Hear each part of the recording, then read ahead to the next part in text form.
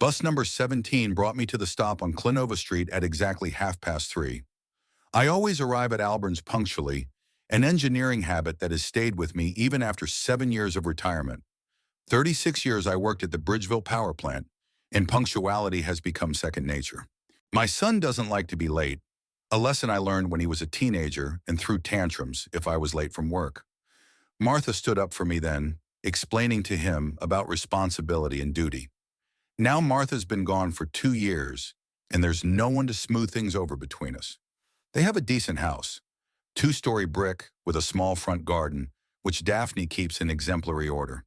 They bought it 5 years ago, taking out a 20-year mortgage.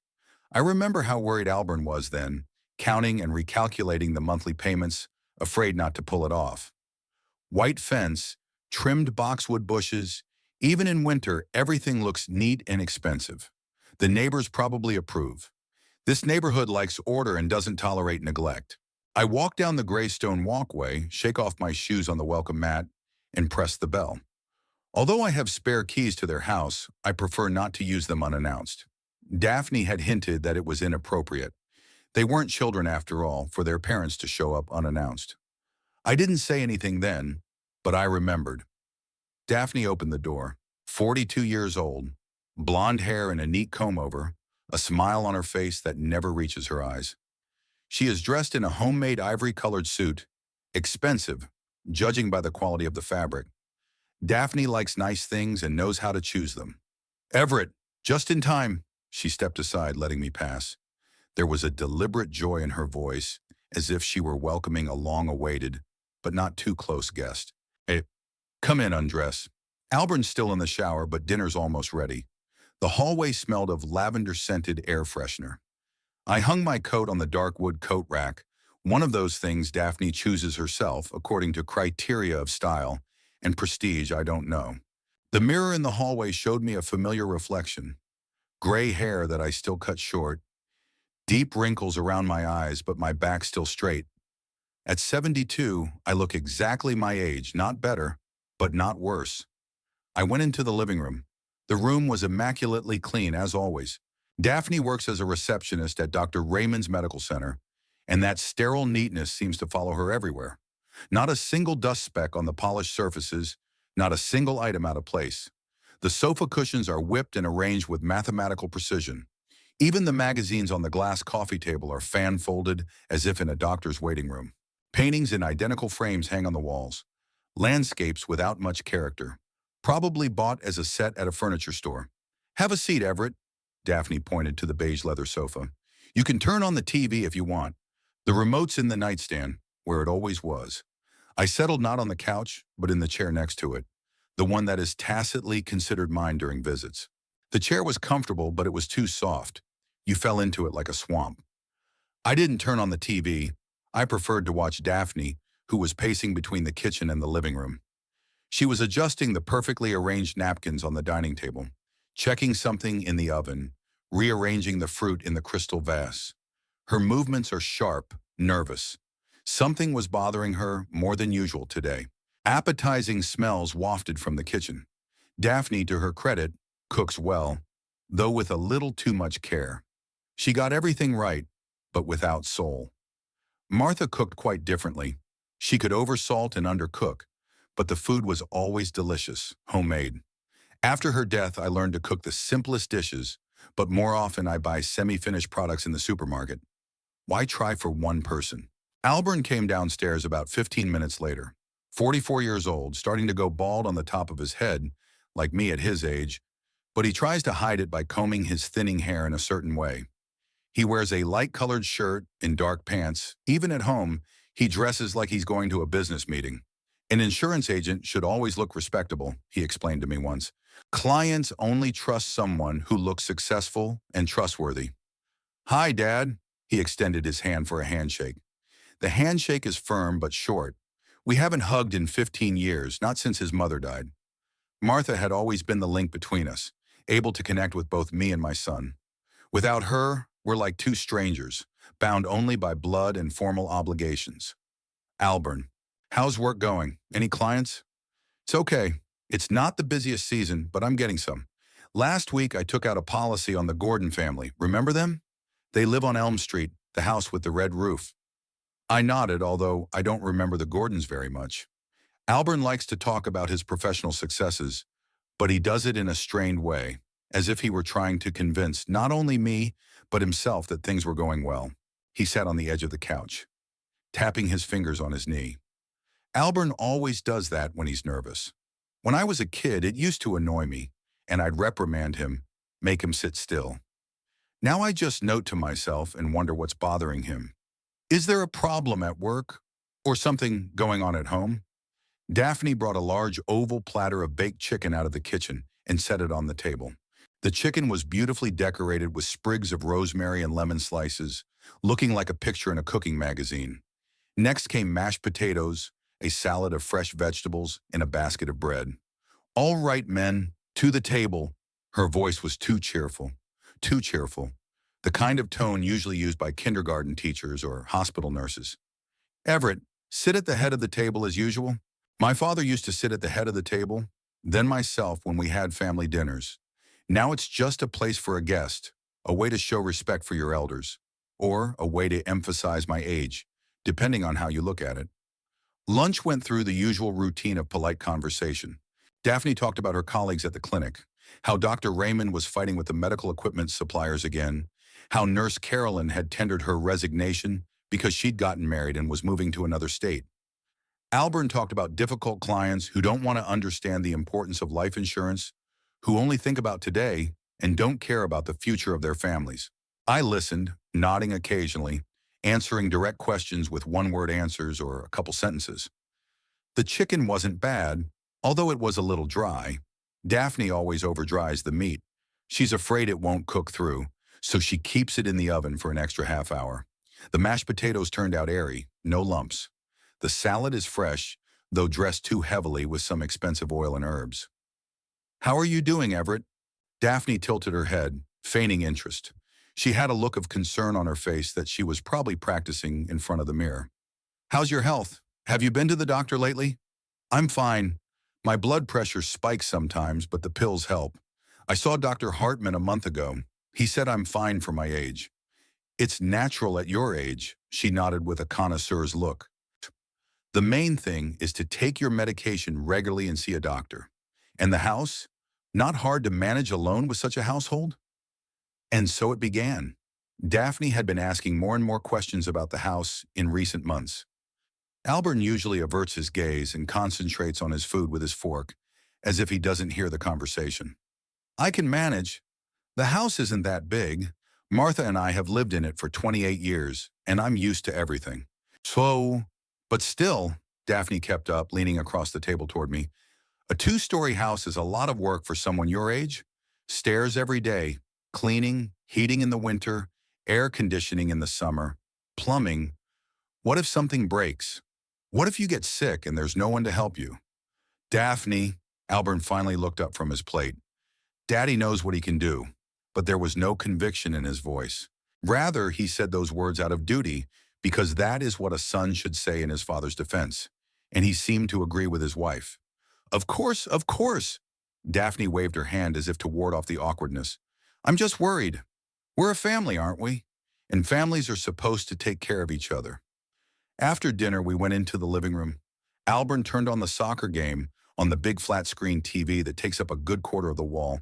I settled into my chair, Daphne clearing the table, clinking dishes in the kitchen. The match was boring. Teams I didn't know were playing. The score was 0. The game was sluggish. The room was warm, and after a hearty lunch, I felt drowsy, so I dozed off. I woke up to Albert shaking my shoulder. Dad, are you okay? You were snoring pretty loud. Yeah, I just covered my eyes. I rubbed my face with the palm of my hand, dispelling the remnants of sleepiness. What time is it? 6:30. Maybe it's time to pack. Buses are less frequent in the evening, and it's not very convenient to wait at a bus stop in the dark. I stood up, stretching my stiff back and neck. Really, it was time. It was starting to get dark outside the window. The February day is short. Daphne came out of the kitchen with a plastic container in her hands. Take the chicken home, Everett. It's not convenient to cook alone, and we've got plenty left over. Enough for a couple dinners. I accepted the container, thanked him. The chicken was still warm. I could feel it through the plastic. I was putting on my coat in the hallway when Albern said, "Dad, maybe next time I'll pick you up by car. It's the bus, the transfers. It's not very convenient at your age." "I don't need to. I've been taking the bus all my life, and I can handle it now. 35 years I've been taking public transportation to work, and I've still got it." Daphne came over and helped me button the top buttons of my coat, a gesture both caring and humiliating, as if I were a helpless old man who couldn't do the simplest of things. "Goodbye, Everett. Take care of yourself, and call me if you need anything." I went out on the porch, waved to them, and walked to the bus stop. The day was clear but cold, the air stinging pleasantly after the stifling heat of their centrally heated house. As I approached the bus stop, I patted my pockets and found that Albern still had my cell phone. He'd probably put it on the coffee table while he was dozing in his chair. The bus was already in the distance when I finally realized I didn't have my phone. I waved at the driver, indicating that I'd changed my mind. He shook his head unhappily, apparently already slowing down, getting ready to stop. "It can't be helped. I'll have to go back." I needed the phone in case something happened at home, or the doctor called with the results of the tests I'd taken last week. The way back took about 10 minutes. I walked at a leisurely pace, reflecting on the day. Albern seemed more tense than usual. Daphne was acting strange too, talking too much, asking questions about the house, about my health. Usually she limited herself to formal inquiries about my well-being, but today it was as if she were asking for something specific. Maybe I'm just too suspicious of everything after Martha's death. Loneliness makes one suspicious. As I approached the house, I saw that the first floor windows were brightly lit. There was a floor lamp burning in the living room and a light in the kitchen. So they haven't gone to bed yet, although they usually like to watch a movie or read after Sunday dinner. Daphne is into love novels. Albern prefers detectives and books on sales psychology. I walked up to the porch and reached for the bell, but changed my mind at the last moment. Why bother them again? I have my keys, especially since I forgot my cell phone through my own absent-mindedness. It's not their fault I have to come back. I took a bunch of keys out of my coat pocket, carefully inserted the right one into the lock and turned it. The lock clicked quietly. Quality German. Albern doesn't skimp on such things. The door opened silently. I stepped into the hallway, trying not to squeak my shoes on the parquet. I intended to go quickly into the living room, get the phone, and leave quietly so as not to disturb their evening rest. But as soon as he crossed the threshold, he heard Daphne's voice from the living room.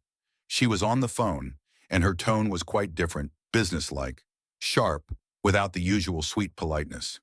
"Yes, that's exactly what I'm talking about. The problem with the old man is getting more and more serious," Daphne said softly but clearly.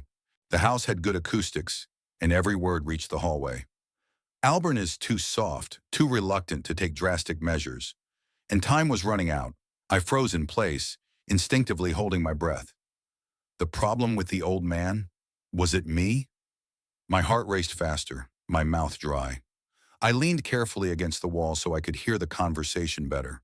The phone could wait. That was more important. "Simakim. You see, Mr. Christopher, this is a delicate situation," Daphne continued. I could hear every word now. "We can't be too direct.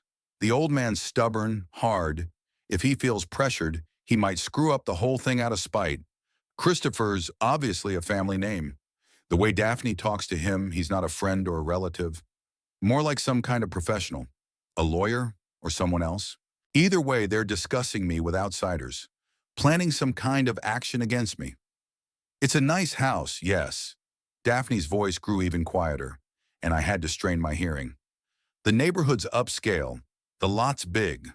According to our preliminary calculations, we can get at least 350,000, maybe even 400 if we're lucky enough to get a buyer." Albern was checking prices on similar houses in the neighborhood. My hands trembled. My house. They're talking about selling my house. $350,000. Yeah, that's about what it's worth now.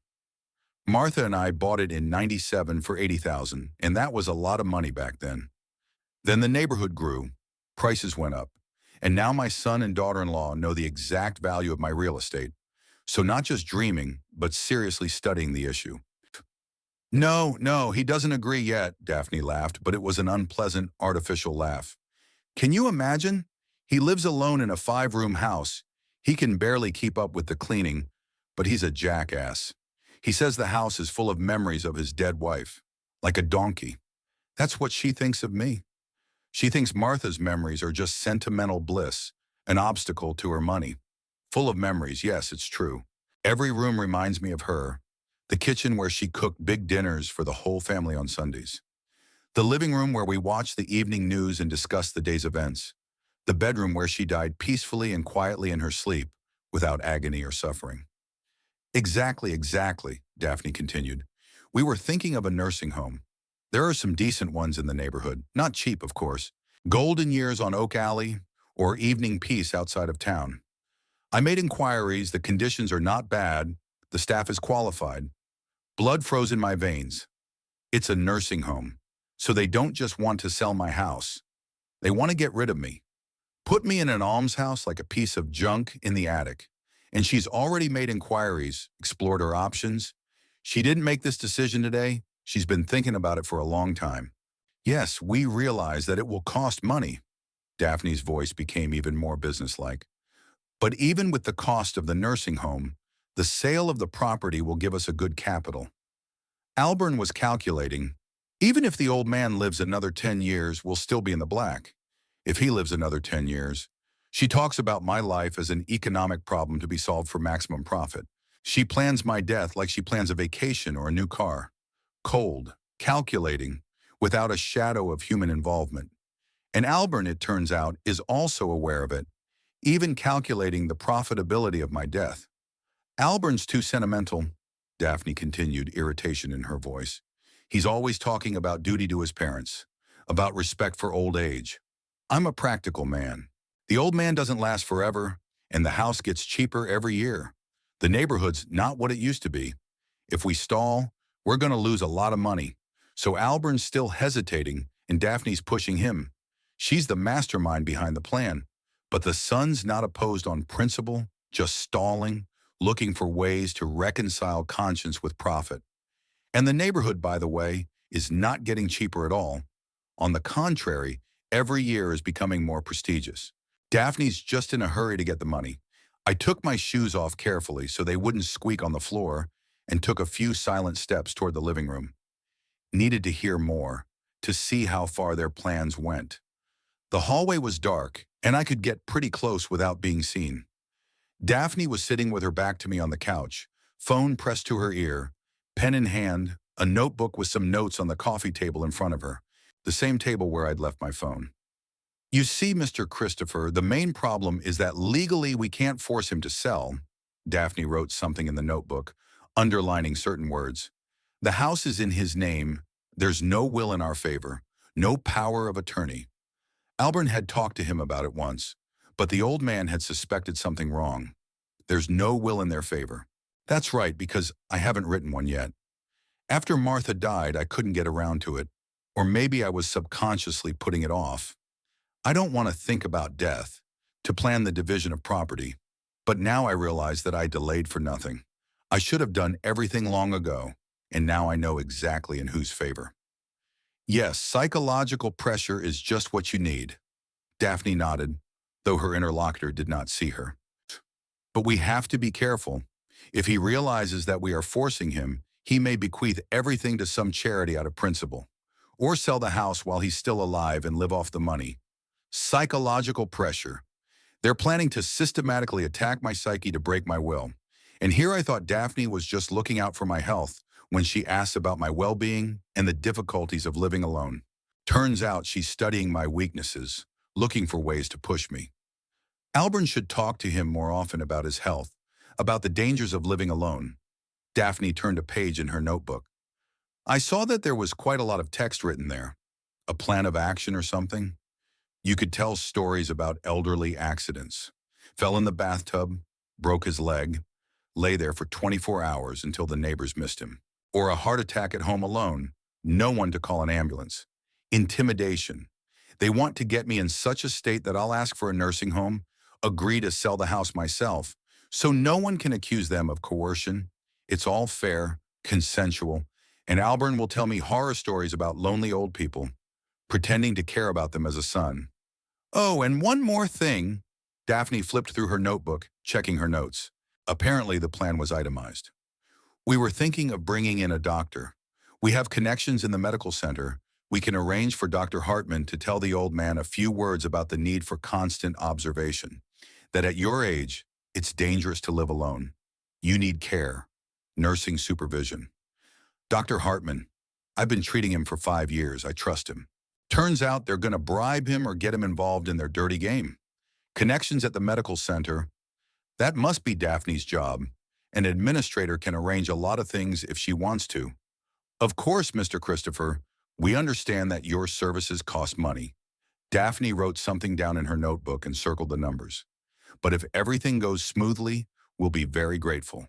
A percentage of the sale is fair. Realtor. Mr. Christopher is the realtor who will help them sell my house when they get their way. He's already getting a percentage of the deal, already interested in making their plan work, so he'll be helping them with advice, telling them how best to push me.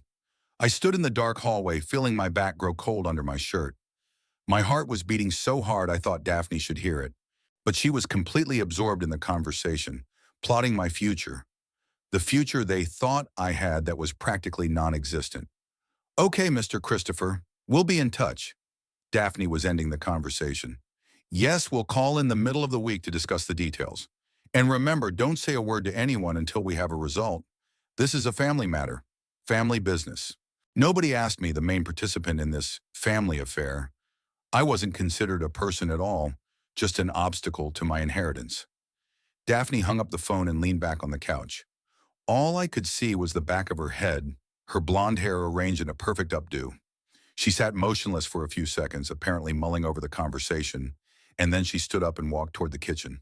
I hastily retreated deeper into the shadows of the hallway, pressing myself against the wall. There was the sound of the refrigerator opening, the clinking of bottles. Daphne was pulling something out, apparently making herself a drink. Her footsteps came from the kitchen, then silence again. She must have sat down at the kitchen table, as she usually did after a long phone call. It was her habit to think about important matters over a cup of tea or a glass of wine. I peered cautiously around the corner. The living room was empty, my notebook lying on the coffee table next to my forgotten phone. I really wanted to walk over and see exactly what she'd been writing down during the conversation, but it was too risky. Daphne could come back at any moment. A soft sound came from the kitchen. She had turned on the radio. It was playing quiet music, some kind of instrumental tune. Daphne likes that kind of music in the evening. She says it helps her relax after a day's work. It was Sunday, though, and she hadn't had a work day.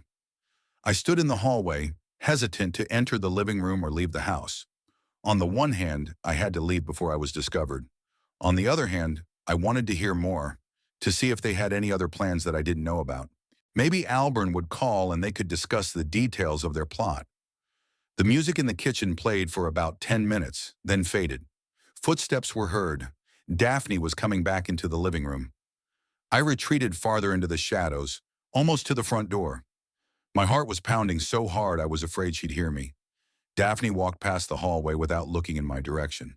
She had a glass of red wine in her hand, which meant she was really relaxing after an important conversation. She settled down in her favorite chair, the same one where she usually sits when she's watching TV or reading. She took a notebook from the coffee table and flipped through it, checking or clarifying something. Then she reached for the phone again, dialed a number and waited for an answer. I tensed, preparing myself for another conversation, but this time it was easier. "Albert, it's me," she said when it was answered. "Where are you?" "Oh, in the garage." "Yes, I realize the car needs washing, but we have important business to attend to. Come upstairs, we need to talk." She hung up the phone and went back to her notebook. Now she didn't read the notes, but added something, wrote down new thoughts or plans. The pen slid quickly across the paper. Apparently, after the conversation with the realtor, she had new ideas. A few minutes later, heavy footsteps were heard in the house. Albert was coming up from the basement, where they had a small garage. On Sundays, he often tinkers with the car there, washing, checking the oil, generally doing all sorts of manly things. I used to think it was just a way to get away from my wife and be alone. Now I realize he's probably just avoiding uncomfortable conversations. So, did you talk to the realtor? Albert asked, coming into the living room. His voice was tired, unenthusiastic. What did he say? Sit down, Daphne patted the couch next to her. Christopher is very interested. He says your father's house could sell quickly and profitably. The neighborhood's nice. The house is in decent condition. Daphne, we've talked about this. Albert sank heavily onto the couch. I'm not ready to force my father to sell. It's unethical. Unethical? Daphne sounded annoyed. And the fact that a 72-year-old man lives alone in a big house and could fall, break something, or have a heart attack at any moment is ethical. And the fact that we can't plan for our future because of his stubbornness, is that ethical? Albert was silent. I heard him sigh, deep and tired. Apparently this wasn't the first time they'd had this conversation, and his son was tired of resisting his wife's pressure. Listen, Daphne spoke more softly now, but there was a steely determination in her voice. I'm not suggesting we throw him out on the street. We'll find a good nursing home where he'll be cared for by qualified people. He'll get medical care, socialization with his peers, organized recreation. He hates nursing homes, Albert objected. Do you remember what he said about the place where Aunt Rosalind lay before she died? He said it was a warehouse for the dying. Aunt Rosalind, Martha's sister, did spend her last months in a nursing home. It wasn't a bad place, but the atmosphere was depressing. Old people, out of touch with the outside world, waiting only to die. I swore to myself I'd never be in a place like that again. Albert, you think like a son, not like a man. Daphne set her glass on the table and turned to her husband. We are young. We have plans, dreams. We want to move to a bigger house, have children, travel. But instead, we waste time and money on a stubborn old man who doesn't even appreciate our efforts. Have kids. They never talked about it in front of me. I thought they just didn't want kids, focused on their careers and comfortable lives. Turns out having kids is in their plans, but my existence is interfering with those plans. He's my father, Albert said quietly, the only relative I have left. Ha, that's why you have to take care of him properly. Daphne took her husband's hand. A nursing home isn't punishment, it's care. There are doctors, nurses there. If something happens, they'll give help right away. But now he lives like a hermit. He doesn't communicate with anyone. He's degenerating. Degenerating. Maybe she's right about something. After Martha died, I really started leaving the house less, socializing less. Old friends have either died, moved away, or gone into nursing homes themselves. I don't make new acquaintances. It's hard at my age. How are we going to get him to agree? Albert asked. He's a strong-willed man, a strong character. He won't just give in. Not force him, but convince him. Daphne opened her notebook and began to show the notes to her husband. Look, I've made a plan. The first stage is psychological influence. You should talk to him more often about the problems of lonely old age. Stories of accidents, illnesses, deaths of old people who lived alone. Daphne, that's manipulation. It's caring, his wife interrupted him abruptly. We're opening his eyes to reality. The second step is medical reasoning. I'll arrange with Dr. Hartman to tell your father that he needs constant medical supervision. Hartman won't go for that, Albert objected. He has a reputation, a clinic. He will if you put it right, Daphne grinned. I have ways of persuasion. The third step is to create problems with the house. You can set it up so that the heating or plumbing breaks down. In the winter, in the cold, the old man himself will want to go to a warm place. Set up a heating breakdown in the winter.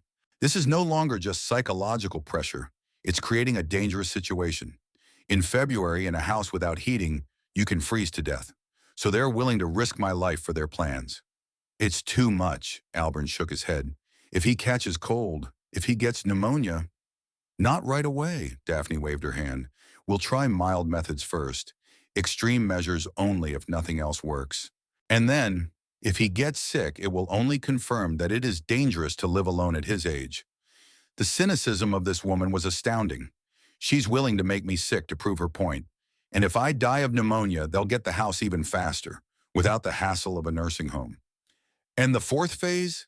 Albert asked, leafing through his wife's notebook. Social isolation, Daphne said in a businesslike tone, as if she were presenting a business plan. You should be the only person he interacts with on a regular basis. There should be no one else in his life.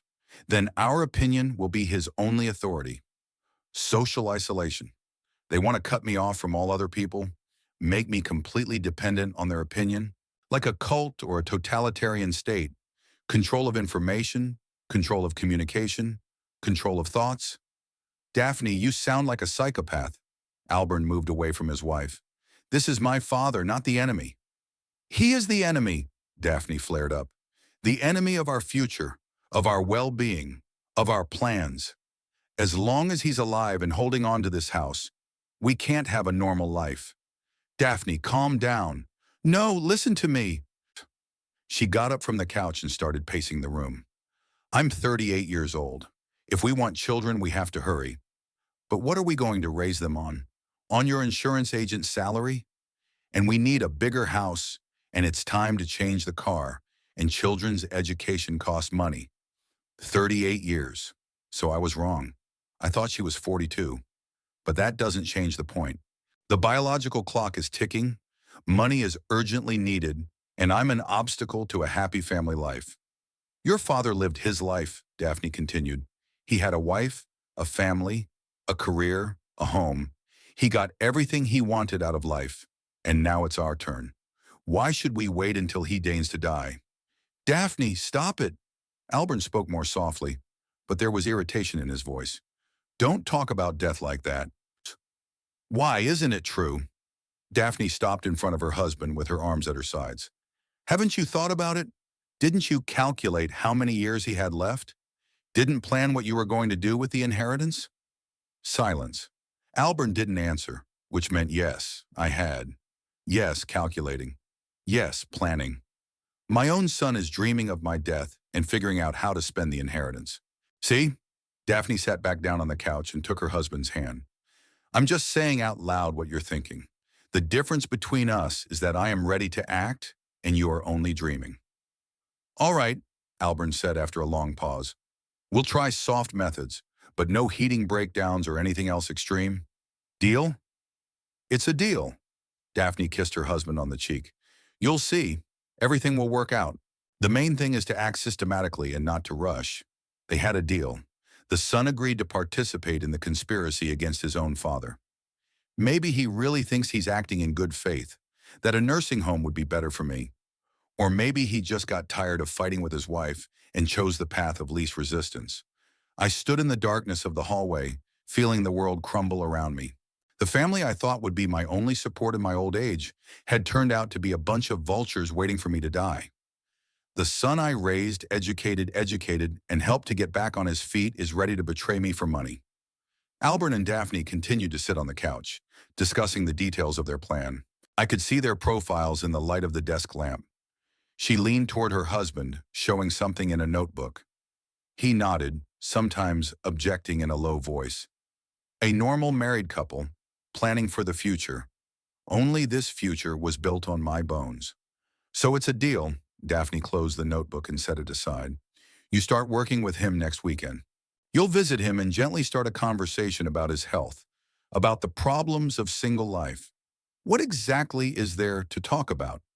Albert rubbed the bridge of his nose, a habit from his childhood. He always did that when he felt insecure or when he was forced to do something unpleasant. Tell stories. Daphne took the wine glass and sipped. Like the one about Mr. Patrick of Cherry Street. Remember how he fell in the bathtub and lay there for 2 days until the letter carrier sounded the alarm?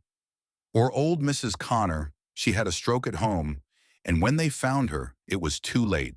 I knew Mr. Patrick. He was a good man, worked as an accountant at City Hall until he retired. Really fell in the bathtub, broke his hip. Sad story, but not fatal. He was released in the hospital and lived normally for 2 more years until he died of cancer. And I don't remember Mrs. Connor, so maybe they made up that story on purpose to intimidate. Daphne, I don't like using someone else's misfortune to pressure my father. Albert said quietly, but I could hear every word. It's kind of inhuman. It's inhumane to let a 72-year-old man risk his life because of stupid stubbornness, Daphne said. We're just opening his eyes to the real dangers. Is that a bad thing? She had a way of presenting any meanness as a noble act. Perhaps that was why Albert had succumbed to her influence. Daphne didn't just say, let's rob the old man. She said, let's take care of the old man. It's a difference in wording, but the point is the same. Okay, Albert sighed. I'll try to have that conversation. What's next? Next is Dr. Hartman. Daphne opened her notebook and began to read the notes. I'll talk to him this week. I'll explain the situation, ask him to support our position. When your father comes in for his next appointment, the doctor will tell him he needs constant monitoring. And if Hartman refuses, he won't, Daphne said with confidence. I have leverage. Last year, we had an unpleasant story with a patient in our clinic. Hartman asked me to keep it quiet, not to bring it up. Now he owes me. So she has dirt on Dr. Hartman, some medical error or malpractice that Daphne helped cover up, and now she's going to use as a weapon. A vile woman willing to blackmail even a doctor for her own ends. Are you sure this is going to work? Albert still had his doubts. Father is a distrustful man. If he suspects that the doctor and I are conspiring, not if you act natural. Daphne closed her notebook and turned to her husband. The main thing is not to overplay it. Play the caring son who worries about his father's health. That's not far from the truth, is it? Don't overplay it. Play the caring son. They're going to put on a whole play in front of me where everyone knows their role. Albert will play the loving son, Dr. Hartman the objective doctor, and Daphne will stay backstage pulling the strings. And what if he doesn't agree after all? Albert got up from the couch, paced the room. What if no amount of persuasion works? Then let's move on to the next stage. Daphne finished her wine and put her glass on the table. Create situations where life in the house becomes unbearable. Breakdowns, accidents, utility problems. With winter still a long time away, there's a lot of things we can do. Daphne, I said, no extreme measures. Albert stopped in front of his wife. Promise me. All right, I promise. Daphne waved her hand. We'll try all the peaceful ways first. But you must understand that if nothing works, we'll have to act more decisively. More decisive. I wonder what she meant by that word. Open coercion, perhaps? Or something even more radical? This woman would do anything to get what she wanted. Albert sat down on the couch again, rubbing his face with his palms. He looked tired and confused. Perhaps inside him was a struggle between conscience and greed, between filial duty and the desire to get rich. So far, greed was winning. All right, he said at last. Let's say the plan works and his father agrees. What's next? How fast can we sell the house? Christopher says that, with the right pitch, the case could be closed in a month or a month and a half. Daphne opened the notebook again, found the right page. The house is good. The neighborhood is prestigious. There will be buyers. The main thing is to price it right and present it nicely. A month and a half. They're already planning a timeline for the sale of my house. Probably they are already looking at buying a new house and furniture and names for future children. All on my dime, of course. What kind of nursing home will we put him in? Albert asked. You said you'd already looked into the options. There are several places, Daphne flipped through her notebook. The Golden Years on Oak Alley is a pretty decent place, but expensive. Evening Peace outside the city is cheaper, but the conditions there are worse. And there is also Sun Valley on the outskirts, the most budget option. 3 options, from expensive to cheap. I wonder which one they'll choose for me. Probably the cheapest, so they have more money left over for their own needs. Sun Valley sounds nice, but I know these places on the outskirts. They're usually converted hospitals or old hotels where old people are kept like cattle on a farm. I'd go for the Golden Years, Albert said. After all, he is my father. I want him to be comfortable. Comfortable but reasonable, Daphne objected. Golden Years charge $3,000 a month.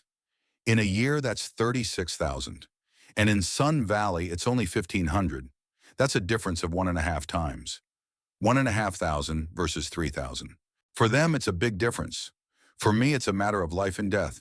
In cheap nursing homes, people are poorly fed, hygiene is not taken care of, they save money on medicines and medical care. People don't live there, they die slowly.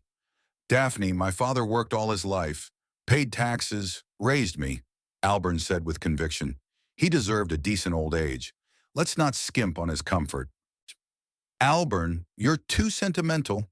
Daphne closed the notebook. Think practically. If we spend an extra $1,500 a month on its upkeep, it'll be $180,000 over 10 years. Almost half the value of the house. $180,000 over 10 years.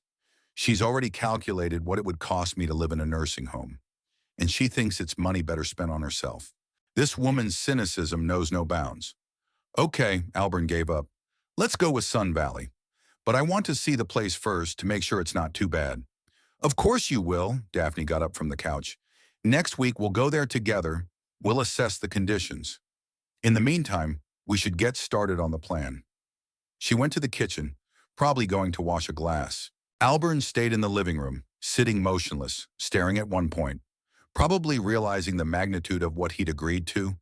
Or maybe he was just tired of his wife's pressure and wanted to be alone. I knew I had to leave. The conversation was obviously coming to an end, and Daphne could come back at any moment and I'd be discovered. But my feet felt like they were stuck to the floor. The shock of what I'd heard was so strong that I couldn't bring myself to move. My own son, Albern, whom I'd raised, nurtured, given everything I could, taught him how to ride a bike, helped him with his homework, paid for his college tuition, gave him money for a down payment on a house, and he's willing to betray me for money. True, he hesitated, doubted, tried to find softer ways. But in the end, he agreed. He agreed to conspire against his own father. Maybe he really believes a nursing home would be better for me. Or maybe he's just justifying his greed with concern for my well-being. The clinking of dishes could be heard from the kitchen. Daphne was washing a glass. Albern continued to sit in the living room, absorbed in his own thoughts. Time passed and I stood in the hallway, unable to make a move. Then Daphne came back from the kitchen. I saw her walk over to her husband and put her hand on his shoulder. Chérie, don't worry so much, she said softly. We're doing the right thing. Your father will be safe, and we can finally have a normal life. I hope so, Albern took his wife's hand. I hope we won't regret our decision. We won't, Daphne said confidently. In a year or two, you will realize that we did absolutely the right thing. She was sure she was right, completely, unequivocally sure. To her, I wasn't a person, but an obstacle to happiness. An obstacle to be removed by any means necessary. Albern got up from the couch, stretched. I'm going to take a shower, he said. Long day today. Go on, Daphne kissed him on the cheek. I'm going to sit here for a while and think about the details of the plan. Albern headed for the stairs leading to the second floor. His heavy footsteps echoed on the wooden steps, then fell silent at the top. Daphne returned to the living room, taking up her notebook again. I realized this was my last chance to leave unnoticed. Daphne was absorbed in her notes, Albern in the shower. Carefully, trying not to creak the floor, I walked to the front door. Slowly, I turned the knob, opened the door a few centimeters. Cold February air rushed into the hallway. I shuddered, but continued to slowly open the door. Just a little longer, and I could walk outside, leave this house of traitors behind me. But then Daphne's voice came from the living room. Albern, do you remember the last time your father came to see Dr. Hartman? She spoke loudly, addressing her husband upstairs. Albern answered something unintelligible from the bathroom. Daphne got up from the couch and headed for the stairs so she could hear the answer better. I took advantage of this moment and quickly slipped out of the house, quietly closing the door behind me. Once on the porch, I took a deep breath of the frosty air. My hands were shaking. My heart was racing. He had to get home and think about what he'd heard. Their plan is serious, well thought out, designed for long-term realization. But now I know their intentions, which means I can prepare my defense. The way home seemed endless. The bus traveled slowly, stopping at every stop, picking up and dropping off passengers. I sat at the window, looking at the flickering streetlights, and tried to put my thoughts in order. In my head, I could overhear bits and pieces of an overheard conversation. The problem with the old man, he's a donkey. Even if he lives another 10 years. Each word echoed with pain in my chest. The February evening was frosty, but the bus was stuffy. Passengers in winter clothes fogged windows, the smell of damp and gasoline. Usually this trip did not cause me any emotions, a routine movement from point A to point B. Today, every minute stretched agonizingly long. I wanted to be at home, in silence and solitude, to calmly think about what I had heard. A young woman opposite was reading a book. An elderly man in the next row was dozing, leaning against the glass. Ordinary people living ordinary lives. They probably also have families, children, grandchildren. But do these families plan to get rid of their old people for money? Or is such cynicism an exceptional feature of my relatives? On Elm Street, a family, parents and two children, about 8 and 10 years old, entered the bus. The children were chatting about school and friends. The mother was patiently answering their questions. The father was reading something on his phone. A normal family picture, warm and natural. I looked at them and remembered how I had once traveled with little Albert on the bus. He too asked a lot of questions, interested in everything, and I tried to answer in detail and understandably. Where is that boy whom I taught to distinguish between brands of cars and breeds of dogs? When did he turn into a cynical adult, ready to betray his own father? Maybe the change happened gradually, unbeknownst to me. Or maybe I just didn't want to notice the obvious signs. The bus turned onto my street. I pressed the stop button, gathered my things, and prepared to get off. The house was close. Another 5-minute walk on a sidewalk lightly dusted with snow. The streetlights burned dimly, illuminating the familiar landscape. Old maple trees along the road, identical fences, dark windows of neighboring houses. At my house, only the lantern above the entrance was lit. I always leave it on when I leave. It was a habit from the time when Martha waited for me from work and turned on the light so I could see the road. Now that light waits for no one, but I keep it on for old time's sake. I didn't find the keys right away. My hands were shaking from cold and nerves. The lock gave in on the second try. The house greeted me with silence and coolness. The heating was running at a minimum. Saving electricity had become a habit since Martha's death. Why waste money heating empty rooms? I turned on the light in the hallway, undressed, hung my coat on the hook. All these habitual actions were automatic, but my thoughts were occupied with other things. I had to comprehend what I had heard, analyze the situation, figure out what to do next. But first, hot tea and silence. At such moments, a person feels his loneliness especially keenly. In the kitchen, I put the kettle on, took out of the refrigerator a container of chicken that Daphne had given me. It was ironic to eat food prepared by a woman who planned to steal from me, but hunger took its toll, and I heated up a few pieces in the microwave. The chicken was actually quite good, though over-dried. Sitting at the kitchen table with a cup of tea, I began to recall the details of today's visit. Now, knowing the truth, I could interpret many little things quite differently. Albern's nervousness at lunch, his tapping of his fingers on his knee, Daphne's prying questions about my health and the difficulties of running a household, her overly flamboyant, feigned concern. But the signs were there before, I just didn't pay much attention to them. For example, in the last few months, Albern had often talked about my age. Not directly, but in passing. At your age, Dad, you need to take care of your health. You shouldn't carry heavy weights at your age. Think about it, Dad. At your age, any cold can be dangerous. I thought it was the natural concern of an adult son for an aging father. Turns out it was preparing the ground for future plans, or doctor's visits.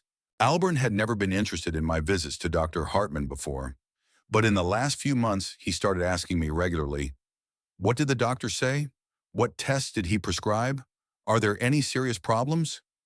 I rejoiced at such attention, thinking that my son had finally grown up and learned to take care of his parents. But he was just studying my health, assessing my prospects. Daphne had changed too. Before, she was just coldly polite, kept her distance, communicated with me formally. But about 3 months ago, she started showing unexpected concern. She started cooking dinners, especially for me, taking an interest in my affairs, even sometimes calling me in the middle of the week, ostensibly just to find out how things were going. I was touched by that kind of involvement, a foolish old man who believed in the sincere concern of a self-serving woman. Now I realized it was all part of the plan. They were studying me like a scientist studies a test animal, finding out my weaknesses, my habits, my fears. They were looking for ways to influence me, and I myself helped them, shared my doubts and worries. Talking about Martha was particularly painful. Daphne once asked me if it was hard for me to live in a house where everything reminded me of my late wife. Wouldn't it be better to move to a place where there would be no sad memories? I replied that memories were all I had left of Martha, and I didn't want to part with them. Daphne nodded with understanding and then said, "Sure, Everett, but sometimes you have to be able to let go of the past for the sake of the future." Letting go of the past for the future. Her future, by the way, not mine. She was already preparing me for the idea of leaving home. Gently, delicately, but deliberately. And I didn't understand the true meaning of her words. The tea had gone cold while I was reminiscing. I took a sip and grumbled. Bitter. Infused. It was finally dark outside the window, the streetlights illuminating the empty street. The neighbors had already gone home, and only occasionally a car drove by, illuminating the snow-covered roadsides with its headlights. I got up from the table and walked around the house. Here was the living room where Martha and I spent our evenings. Her chair still stands in the same spot. I hesitate to move it. Here's the bedroom where she died in her sleep, quiet and peaceful as she lived. Here is the office where I worked in the evenings, preparing reports, studying technical documentation. 5 rooms, as Daphne rightly said. Too many for one person. But every room is full of meanings, memories, connections to the past. This isn't just $350,000 worth of real estate. This is my life materialized in walls and furniture. And all they see is money, just numbers in a realtor's notebook. To them, my house is a commodity to be sold as profitably as possible. My memories are sentimental bliss that gets in the way of the deal. My attachment to this place is an old man's stubbornness that needs to be broken. I went back to the kitchen, sat down at the table, took a piece of paper and a pen. I needed to write down everything I'd heard before my memory failed me. Names, details of the plan, numbers. Mr. Christopher, the realtor who would help sell the house. Dr. Hartman is a doctor who's going to be bribed or blackmailed. Golden years, evening rest, Sun Valley, nursing home options. Taking notes, I marveled at the thoroughness of their preparation. The plan was thought out to the last detail, taking into account different variants of events, psychological pressure, medical reports, creation of everyday problems, a whole arsenal of coercive methods. I thought my family just didn't like me very much. Turns out they hate me so much that they are willing to spend months working out ways to get rid of me. Daphne's line about social isolation was particularly striking. You have to become the only person he socializes with regularly. They want to cut me off from all other people, make me completely dependent on their opinions. Like in a totalitarian state, control of information, control of communication, control of consciousness. True, I am not particularly socially active even now. After Martha's death, my social circle has narrowed to a minimum. Old friends either died, moved away, or ended up in nursing homes. Neighbors say hello politely, but there are no friendships. Albert and Daphne have really become almost the only people I talk to on a regular basis. Maybe that's my mistake. Maybe I should have spent more time maintaining social connections, making new acquaintances, getting involved in the community, not shutting myself away in my home. But after the age of 70, it becomes more and more difficult.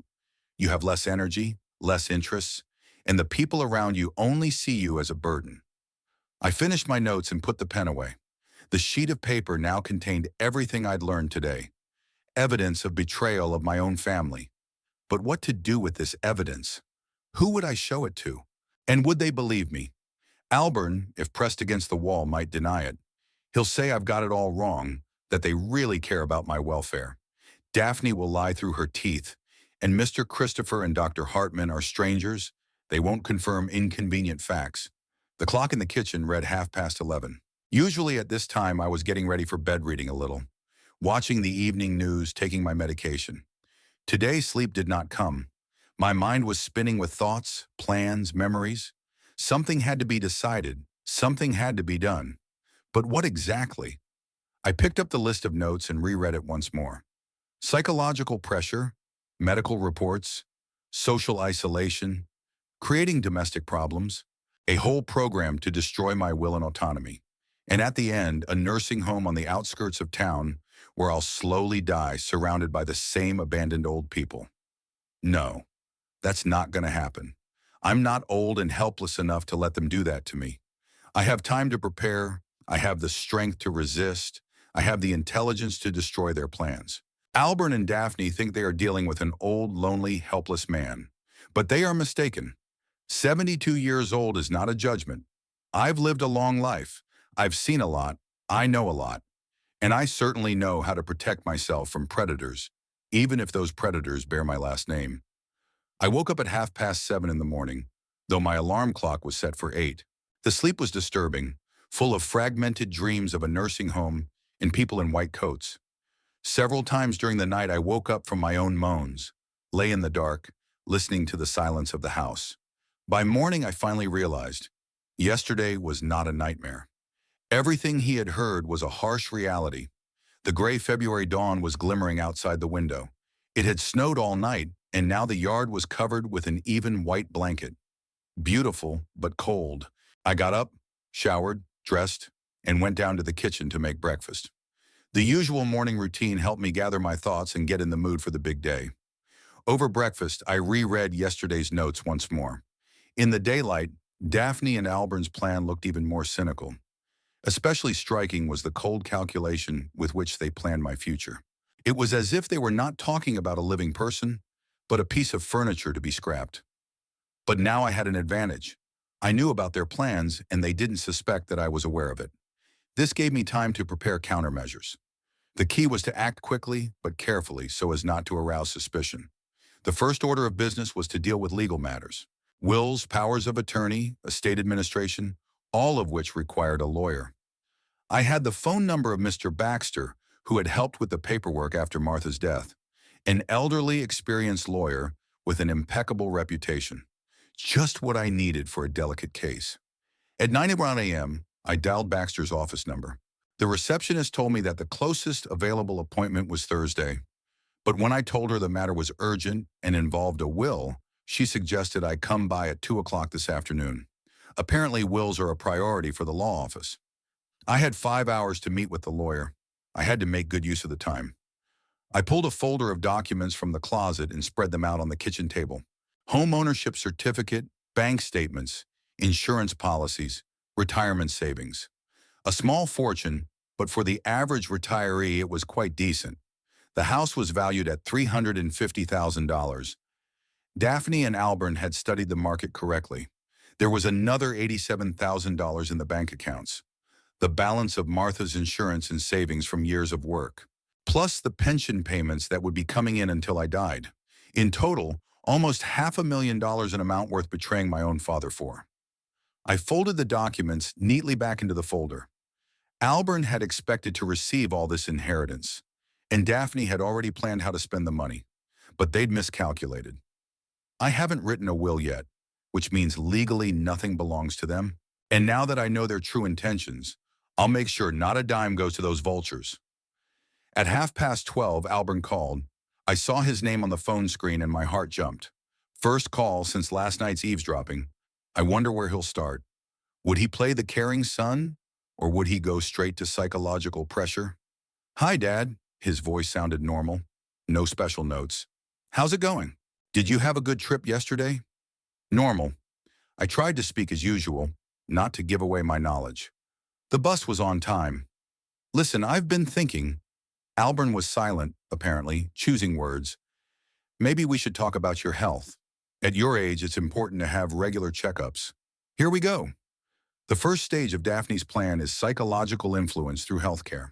Albern is acting exactly as they discussed last night. My health is fine, I replied neutrally. I saw Dr. Hartman last week, and he didn't find any problems. That's good, of course, Albern kept up. But still, Dad, at 72, you have to be especially careful about your body. Remember Mr. Patrick from Cherry Street? Mr. Patrick. That's the man Daphne cited yesterday. Albern is literally repeating his wife's words, telling the story she told him. How pathetic he is, that son of mine. He can't even betray his father on his own. He needs instructions from his wife. What happened to him? I decided to play along, to act interested. He fell in the bathtub, broke his hip, Albern said with deliberate sympathy. Sueshu lied alone for 2 days until the neighbors sounded the alarm. Good thing the mailman noticed the overflowing mailbox and called the police. Not a pleasant story, I agreed. But Patrick recovered, as I recall. Yes, but that's lucky, Albert persisted. It could have been worse. Dad, I'm just worried about you. You live alone in a big house. If something happens, there's no one to help you. Worried about me. After planning to put me in the cheapest nursing home yesterday, the hypocrisy is off the charts, but we have to keep playing the game.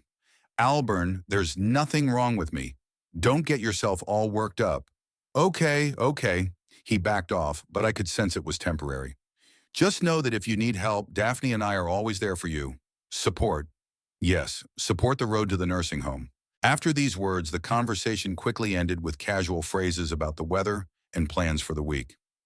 Albert promised to stop by over the weekend, and I politely agreed. Now I knew that it would not be a friendly visit, but a continuation of the psychological attack.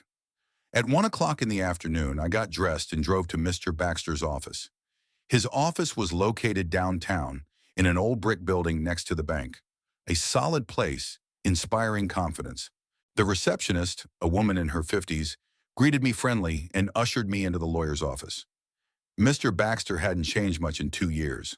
The same neat suit, the same attentive gaze from under his thin-rimmed glasses, the same order on his desk. He stood up, shook my hand, and motioned for me to sit down in a comfortable chair in front of his desk. Mr. Crimshaw, it's good to see you, he said, sitting down across from me. The secretary said it was about the will. I hope you have no serious health problems. My health is fine, I replied. I just thought I'd put things in order. At my age, it's a sensible precaution. Absolutely. Baxter took out a blank notebook and a pen. Tell me exactly what you'd like to change or clarify. I took a deep breath. Next was to tell the truth, at least part of it. Baxter was bound by attorney-client privilege, but it was still unpleasant to take the heat. Mr. Baxter, this is a delicate situation, I began cautiously. I recently learned that my son and his wife plan to force me to sell my house and put me in a nursing home. The goal is to gain control of my assets. Baxter raised his eyebrows, but he didn't lose his professional equanimity. These are serious allegations, Mr. Crimshaw. Do you have evidence of such intentions? I overheard them talking by accident, I admitted. They were discussing a detailed plan of coercion, psychological pressure, bribing the doctor, creating domestic problems. They even have a realtor ready to sell my house. The lawyer jotted something down in his notebook, frowning. I see. In situations like this, it's important to be proactive. What exactly would you like to do? First, make a will that excludes my son and daughter-in-law from inheritance, I said firmly. Second, draw up documents that prohibit them from making decisions on my behalf in case of incapacity. Third, find a way to protect the house from forced sale. Baxter nodded and began to write down my wishes. There won't be a problem with the will, he said. You have every right to dispose of your property as you see fit. In favor of whom would you like to leave an inheritance? This was a question I pondered all the way to the office. Charitable organizations, I answered. A shelter for homeless animals, a fund to help lonely elderly people, an orphanage. Let the money benefit those who really need it. That's a commendable decision, Baxter approved. As for the defense of coercion, it's more complicated. If they try to declare you incompetent in court, they'll need a medical evaluation. They plan to use my attending physician, I warned, Dr. Hartman at the medical center. Probably blackmail or bribe him. In that case, I recommend an independent medical examination, the lawyer advised. I know doctors who can make an objective conclusion about your mental state. It will be a good defense in court. We talked for another hour going over the details. Baxter turned out to be not only a competent lawyer, but also an understanding man. He didn't judge me for mistrusting my son, nor did he try to reconcile the family.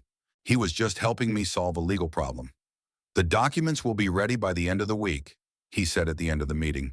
We'll make a will in 2 copies. One will stay with me, the second you take home. And one more piece of advice, Mr. Crimshaw. Don't tell anyone about your plans until the documents are finalized. Of course, I agreed. Total secrecy. As I left the office, I was relieved. The first step toward defense against family predators had been taken. Now Albert and Daphne could make any plans they wanted. Legally, they would get nothing. and their attempts at coercion would only strengthen my resolve. It was still snowing outside. I walked down the sidewalk to the bus stop and thought about how my life had changed in 24 hours. Yesterday, I was a lonely old man, trustingly loving my only son. Today, I am a man waging war against my own family. It's a strange feeling, both sad and liberating at the same time. It's sad to realize the magnitude of the betrayal of loved ones, but there is also relief that the illusions have dissipated and the truth has been revealed. Now I know who I'm dealing with and can act accordingly. The bus arrived on time. I sat at the window and looked out at the snow-covered streets of the city where I had lived most of my life. Soon, Albert and Daphne will find out that their plans have been ruined. I wondered how they would react to the news. Friday passed quietly. I did the usual things: reading, watching the news, cooking a simple meal, sorting through old photos. Outwardly, everything looked normal, but inside, the tension was simmering. Albert was due to arrive tomorrow, and I was preparing to meet the man I now knew from a completely different perspective. Mr. Baxter had called on Thursday, confirming that the paperwork was ready. I would go to sign them on Monday, and then the legal side of the matter would be settled. But Monday still had to be lived without giving myself away prematurely. Saturday began with a phone call from Daphne. She called at 10:30 in the morning as I was finishing my second cup of coffee and reading the newspaper. "Good morning, Everett." Her voice sounded cloyingly concerned. "Nishindam, how are you doing? How's your health?" "Good morning, Daphne. I'm fine. Thank you for your concern. Albert's coming to see you this afternoon. I've made you an apple pie. He'll bring it over. I hope you don't mind." Apple pie. Another dose of poison kindness from the woman who's planning my confinement in a nursing home. But it would be suspicious to refuse. "Sure, I don't mind. Thank you for your attention." Come, you're welcome." Daphne paused, then continued. "Everett, have you thought about installing an emergency call system in the house? You know, the kind of buttons that the elderly wear around their necks, in case something happens. Emergency call system. Another element of psychological pressure is the reminder of my helplessness and loneliness." Daphne methodically goes over the plan she discussed with her husband on Sunday. "Funner, I hadn't thought about it," I replied neutrally. "Why would you? Why would you?" Daphne's voice sounded surprised, too deliberate. "At your age, anything can happen. You could fall, get heart trouble, pass out, and there's no one to help you." "Daphne, don't push it. I'm not an invalid." Sure, she agreed quickly. "It's just that Albert and I are worried. We love you, you know, and we want you to be okay." They do. After everything I'd heard, those words sounded like a mockery, but I kept playing the part of the trusting old man. "I understand. I'll definitely think about your offer." "Oh, that's wonderful." Daphne was delighted. "Albert will tell me more when he gets here." Goodbye, Everett. After the call, I sat at the kitchen table for another hour, thinking about my upcoming meeting with my son. I had to act natural, not give away knowledge of their plans, but at the same time try to find out as many details as possible. Perhaps Albert would let something important slip. At 2 o'clock in the afternoon, the doorbell rang. I opened the door, and there stood Albert with a plastic container in his hands. He didn't look well, pale with dark circles under his eyes, nervously biting his lower lip. "Hi, Dad." He handed me the container. "Daphne sends her pie. She says it's a particularly good one. Come on in. Get undressed." I accepted the pie and stepped aside. "How's it going?" "You don't look so good." "Just a little tired." Albert hung his jacket on the hook. "It's been a busy day at work, and the customers are pissing me off. One guy's been calling me for 3 days, demanding I renegotiate my policy." We went into the living room. Albert sat down in an armchair, and I sat across from him on the sofa. There was an awkward silence between us. In the past, such pauses hadn't been embarrassing. We were accustomed to speaking little. Today, the silence seemed heavy, filled with unspoken thoughts. "Dad, I've been thinking," Albert began, clearly gathering his courage. "Maybe we should talk about your future. How you see your life in the years to come?" "My future? That's an interesting way of putting it. He means my future in a nursing home, but he can't say it yet." "What's there to discuss?" I shrugged. "I live the way I've been living. I read, watch TV, and sometimes go to the store." "Well, yes, but it's getting harder as the years go by." Albert leaned forward, pretending to be involved. It's a big house. It takes a lot of energy, and strength is less as you get older. I can manage for now. You're doing it now, agreed his son. But what will it be in a year? In 2 years? Dad, you're a realist. You realize that time does not stand still. Time doesn't stand still. A gentle way of reminding you of your impending death. Albert acts cautiously but persistently, following his wife's instructions exactly. Albert, where are you going with this? I decided to push a little, see how he reacts. I just think it would be a good idea to consider different options beforehand. He rubbed the bridge of his nose, a familiar gesture. For example, there are good places where the elderly live in comfort and safety. Good places. He means nursing homes, but he hesitates to say the words out loud. He's testing my reaction, probing the ground. What kind of places? I asked, feigning incomprehension. Well, special residences for seniors, Albert said with increasing confidence. There are medical staff, organized meals, leisure activities, and most importantly, security.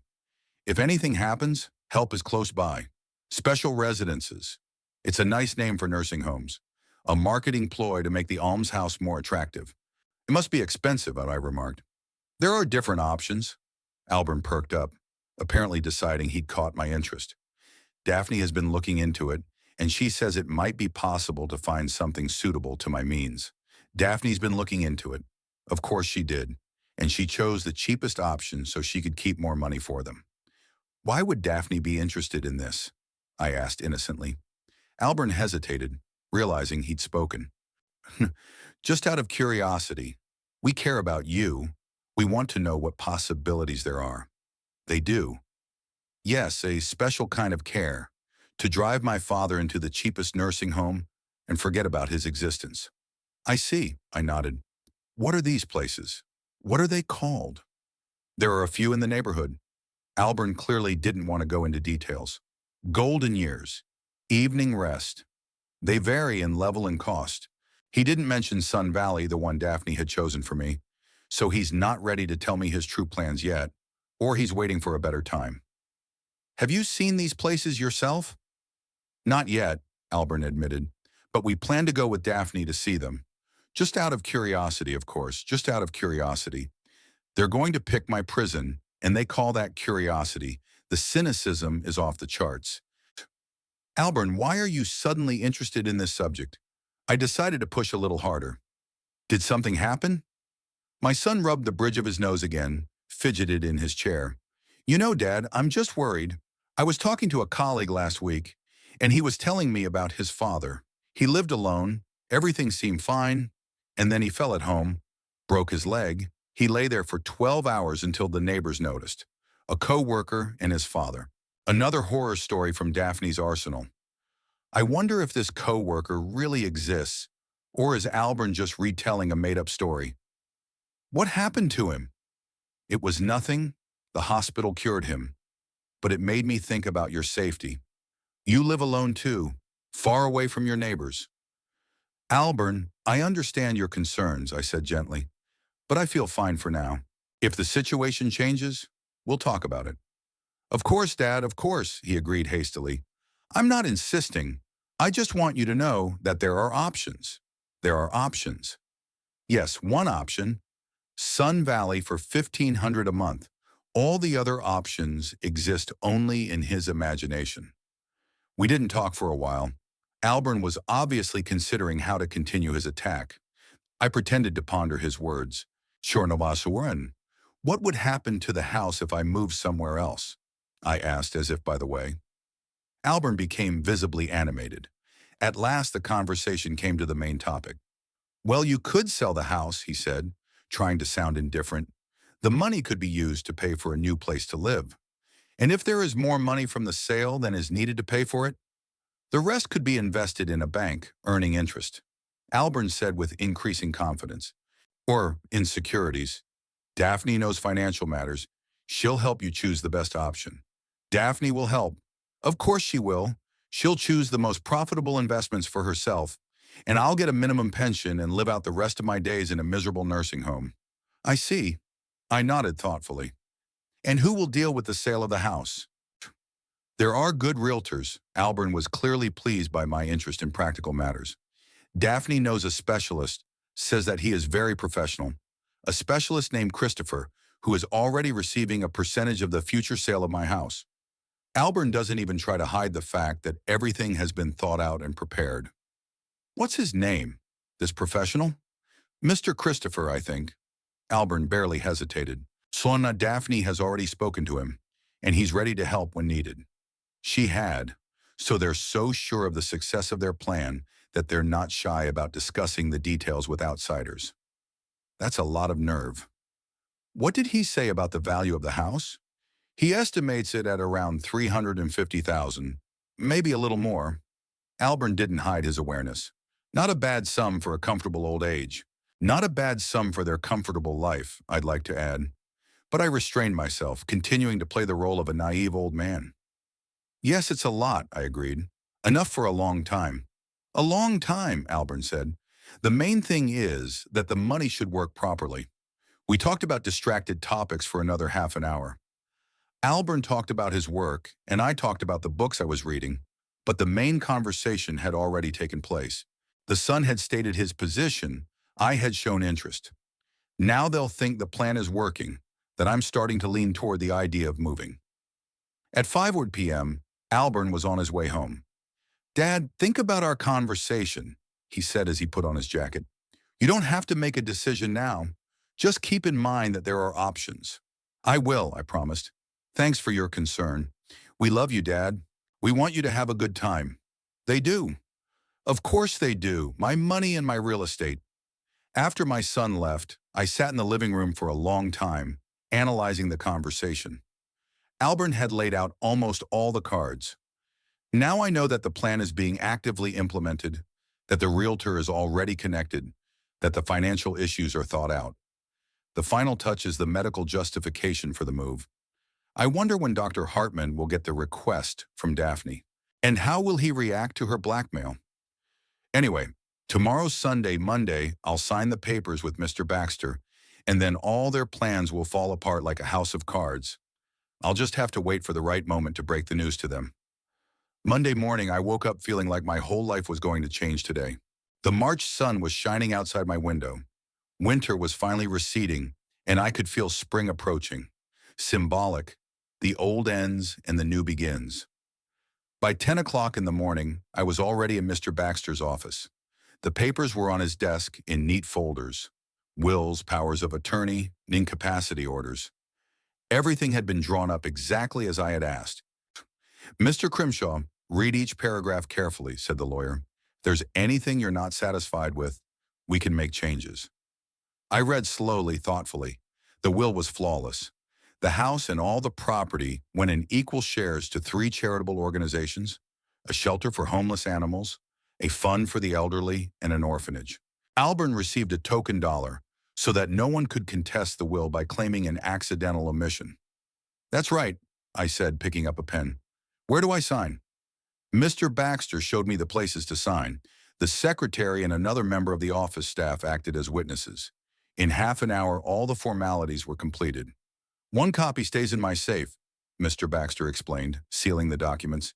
Take the other one home. And remember, no one can force you to change your will. Thank you for everything, Mr. Baxter. You've been very helpful. As I left the office, I felt strangely relieved. The legal defense had been secured. Now we could move on to the next stage. The next 3 days were spent in active preparation. I contacted 3 real estate agencies, not including Mr. Christopher's office. I chose the most reputable, City Realty, with an impeccable reputation and high ratings.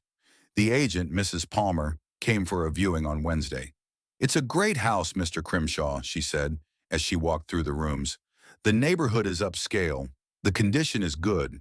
I think we can get it for $400,000. $400,000.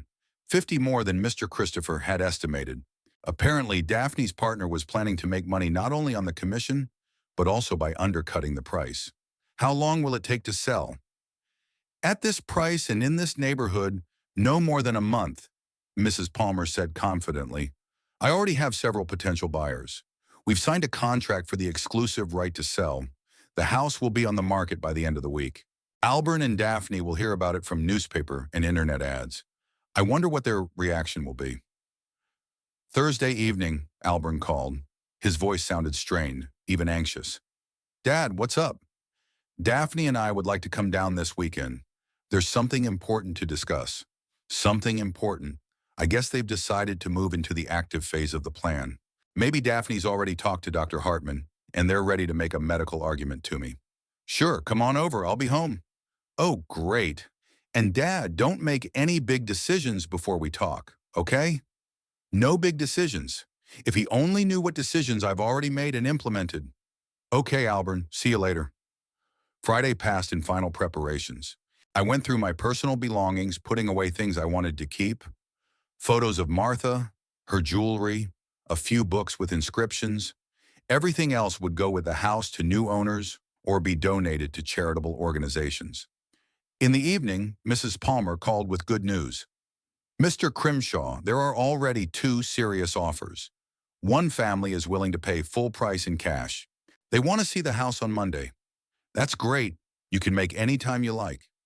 Saturday afternoon at 2 wash sharp, Albert's car pulled up to the house. I watched from the window as they got out. First the son, then Daphne, with a large bag in her hands. Their expressions were serious, businesslike. Apparently, they were in the mood for a decisive conversation. I opened the door before they rang the bell. Come in. Get undressed. How was the road? It's fine, Albert replied briefly. Daphne hung up her coat and went into the living room without waiting for an invitation. We were seated as usual, they on the sofa, me in the armchair. But the atmosphere was completely different. There was no on-duty talk about the weather or health. Daphne pulled a file from her bag and placed it on the coffee table. Everett, we need to have a serious talk, she began without preamble. This is about your future and your safety. I'm listening carefully. We consulted with Dr. Hartman. Daphne opened a folder and pulled out some certificates. He's very concerned about you living alone. At your age, it's extremely dangerous. Dr. Hartman. So Daphne got to him after all. I wonder what kind of persuasion she used. And what does he recommend? Sergio. Constant medical supervision, Albert interjected. He thinks you should move to a place with qualified staff. A nursing home, I said bluntly. Daphne and Albert looked at each other. Apparently they hadn't expected such directness. A specialized facility for the elderly, Daphne corrected. We've already picked out a great place. Sun Valley, just outside of town. It's got great facilities, caring staff. Sun Valley, the cheapest option, as planned. No one even pretends to consider my preferences. What about the house? The house will have to be sold, Albert said carefully, watching my reaction. The money will be used for living expenses. We have a realtor we know, Mr. Christopher, who will help us get the best deal possible. Mr. Christopher, everything is according to plan. No surprises. I see. I nodded thoughtfully. When is all this supposed to happen? The sooner the better, Daphne said. Why drag it out? There's a vacancy at Sun Valley, but they won't wait long. Daphne's right, Dad, said Albert. The decision is difficult, but necessary. We've thought of everything. We'll help with the move. We'll do the paperwork. We've thought of everything. Of course, we've thought about how to steal from my father without feeling guilty. I got up from my chair and walked around the room. Daphne and Albert followed me with tense eyes. Finally, I stopped in front of them. You know what? I have news too, I said calmly. The house is already for sale. Daphne turned pale. Albert opened his mouth but couldn't utter a word. How? For sale? Daphne squeezed out. The usual way.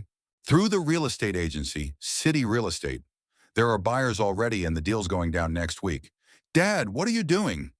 Albert's finally regained his speech. We agreed to talk about this. We didn't agree on anything, I said harshly. You made plans without my input. Now I'm making decisions without your input. Daphne jumped up from the couch. Everett, this is crazy. You can't just sell the house. What about the money? What about your future? My future is none of my business, I said, looking her in the eye. I know what you're planning, Daphne. I know everything. There was dead silence. Daphne sank slowly onto the couch, her face an earthy gray. Albert looked at me as if I were a ghost. What plans? My son asked in a weak voice. About your plans to sell my house, lock me up in the cheapest nursing home, and split the money, I said clearly. I heard your conversation with Mr. Christopher, Daphne. I heard you discuss psychological pressure, bribing Dr. Hartman, creating domestic problems. Albert covered his face with his hands. Dad, it's not what you think. It's exactly what I think, I interrupted. Chasanoui, you were planning to get rid of me like a piece of furniture. You were willing to betray your own father for $400,000. 400? Daphne hesitated, then realized it. I mean, we were just taking care of you. We did. Mr. Christopher had appraised the house at $350,000, but the real price was $400,000. The $50,000 difference would be in your pockets. Daphne made no further attempt to justify herself. She sat silent, her lips pressed into a thin line. Albert continued to cover his face with his hands. But that's not the important thing, I continued. The most important thing is that you were ready to lie to the doctor, to forge medical conclusions, to destroy me morally for the sake of money. That's not greed, that's meanness. Dad, we wanted to do what was best. Albert tried to justify himself. What's best for yourself, I said. Not once in all these plans did you ever think about what I wanted. To you, I was not a human being, but an obstacle to your inheritance. Daphne jumped up suddenly, her face contorted with rage. What's wrong with that? She shouted. You're old, lonely, unwanted. You live in a 5-room house like a dog in the hay. We are young, we have plans, dreams. Why should we wait until you deign to die? Daphne, shut up, Albert shouted. But it was too late. The mask of the caring daughter-in-law was gone. I was looking at a vicious, self-serving woman who hated me with all her soul. No, let her speak, I said calmly. Let her say what she thinks. I think you're a selfish old man, Daphne kept shouting. Clinging to the house, to money, ruining the lives of the young. And then you wonder why no one loves you. Albert stood up and grabbed his wife's hand. That's it, Daphne, we're leaving, now. Wait, I stopped them. There is one more piece of news. I've rewritten the will, too. They froze in the doorway. The entire estate is bequeathed to charitable organizations. Albert gets $1, symbolically. Daphne made a sound like the howl of a wounded animal. Albert turned so pale I wondered if he was having a heart attack. Dad, he whispered, you can't do this. I'm your son. You were my son, I said firmly. Now you're just a stranger who tried to rob me. They left in silence. I walked them to the door, closed the lock, leaned against the wall. It was over. The family that had been the meaning of my life for 30 years no longer existed, but it felt better, as if a heavy weight had been lifted. A week later, the house was sold. I moved into a small apartment in the center of town, near the library and the park. I donated the money from the sale to charity, leaving myself with only the necessities of life. Albert never called again. I saw him by chance on the street 2 months later, aged, gaunt, with bitter creases around his mouth. We passed each other like strangers. Sometimes I feel sad, but more often I think I did the right thing. Better to live alone, but with a clear conscience than surrounded by predatory relatives. And money has found its true owners, those who really need it.